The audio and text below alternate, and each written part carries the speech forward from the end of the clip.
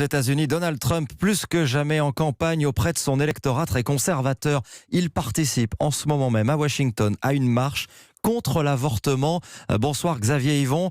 C'est tout simplement du jamais vu. C'est la première fois qu'un président américain apparaît dans cette manifestation qui a lieu tous les ans.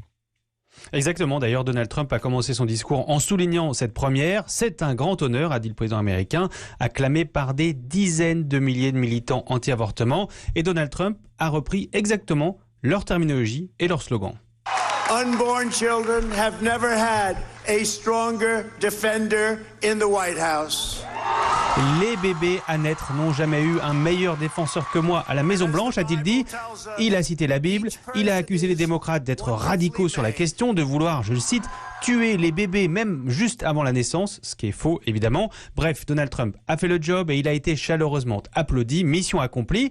S'il a fait cette apparition inédite, ce n'est pas par conviction, le milliardaire a longtemps été favorable à l'avortement, non, c'est en fait par stratégie électorale. Ce que le président américain est venu chercher cet après-midi sur la grande pelouse du Mall de Washington, c'est le soutien des chrétiens évangéliques pour lesquels l'avortement est un sujet majeur. En 2016, Donald Trump a été élu avec 80% du vote évangélique. Leur soutien est donc indispensable pour sa réélection en novembre, mais il a perdu des points dans cet électorat clé ces derniers mois, notamment parce qu'un grand magazine chrétien l'a accusé d'être, je cite, immoral. Xavier Yvon, correspondant d'Europe en direct de New York, et pendant ce temps-là, juste à côté du Capitole, juste à côté au Capitole précisément, les sénateurs américains sont en train de reprendre le procès du président américain.